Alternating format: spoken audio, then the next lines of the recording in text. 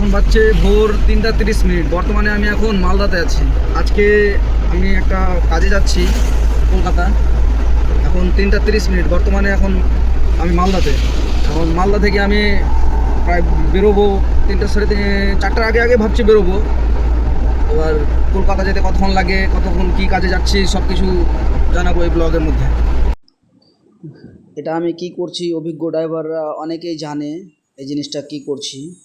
বেশি বৃষ্টি হলে কাঁচ যখন হয়ে যায়, কাছে যখন জল ধরতে শুরু করে, তখন এই কচু পাতা দিয়ে একটু ঘষে দিলে জলটা ধরে না কাছে। কাঁচটা পরিষ্কার করেই আমি বেরিয়ে গেলাম। বেরিয়ে তো চলে আসলাম ফারাক্কার নতুন ব্রিজ। এখন তো নতুন ব্রিজে যাতায়াত হচ্ছে, ফারাক্কার নতুন ব্রিজ চলে আসলাম। আর এই একরকম বৃষ্টি হয়েই যাচ্ছে পুরো রাত থেকে। আমি ভোরবেলা বেরিয়েছি, কিন্তু পুরো রাত থেকে একরকম বৃষ্টি হয়েই যাচ্ছে। চলো এবার রাস্তার কিছু ভিউ দেখাতে দেখাতে যাই।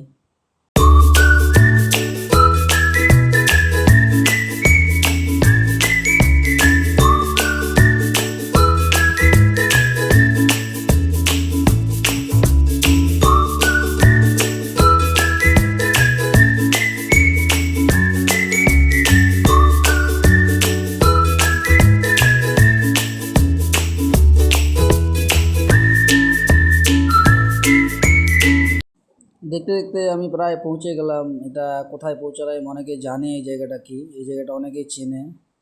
এখন না চিনতে পারলে একটু আর দেখাচ্ছি ভিডিও, তাহলে চিনতে পারবে সবাই এই জায়গাটা কি, এই জায়গাটা কোথায়। অনেকেই জানে এটা কলকাতা হাইকোর্ট। অফিস থেকে হাইকোর্টের এসছিলাম একটু কাজ হয়ে গেল। বেশিক্ষণের কাজ ছিল না, মাত্র 2-1 মিনিটের কাজ। শুধু কাজ করেই আবার ব্যাক করলাম। ব্যাক করে আসার টাইমে কিন্তু আমি আবার বারাসাত হয়ে আসিনি, কল্যাণী এক্সপ্রেস ধরেছি। কল্যাণী এক্সপ্রেস ধরে কাঁচরাপাড়া হয়ে বড় জাগুলি এতে উঠে গেলাম। বারাসাতের খারাপ রাস্তাটা পেলাম না, চলে আসলাম সোজাসুজি একদম কল্যাণী এক্সপ্রেস দিয়ে। আমি আসার টাইমে প্রায় কল্যাণী এক্সপ্রেস হয়ে আসি। কল্যাণী এক্সপ্রেসের রাস্তাটা খুব সুন্দর, তো কল্যাণী এক্সপ্রেসে আসতেও আমার খুব ভালো লাগে। এখানে এসে বড় জাগুলিতে উঠে যায়, এখান থেকে আবার 4 লাইন পেয়ে যাই। কল্যাণী এক্সপ্রেসটা 6 লাইন, তো খুব ভালো লাগে গাড়ি চালাতে। অনেকে হয়তো কল্যাণী এক্সপ্রেসটা চিনে না, আবার অনেকজন চিনে। কল্যাণী এক্সপ্রেস হয়েই যায় বারাসাতের ওই খারাপ রাস্তা, জ্যাম ছেড়ে চলে আসলাম আমরা এখন এতে কৃষ্ণনগর শঙ্কর হোটেল। যাওয়া আসার টাইমে আমরা এখানে খাওয়া দাওয়া করি, এখানে খাওয়া দাওয়া সুন্দর হয়। খাওয়া দাওয়া করে চলে আসলাম। আর দেখাতে পারলাম না ভিডিও, এবার ডাইরেক্ট বাড়ি এসে আমার গাড়ি পরিষ্কার করার ভিডিওটা দেখালাম। বাড়ি এসে গাড়ি তো একদম সেই নাজেহাল অবস্থা ছিল।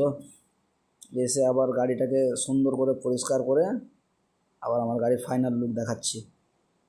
এই যে আমার গাড়ির ফাইনাল লুক। থ্যাংক ইউ ভিডিওটা দেখার জন্য। এখান থেকে শেষ করলাম ভিডিও।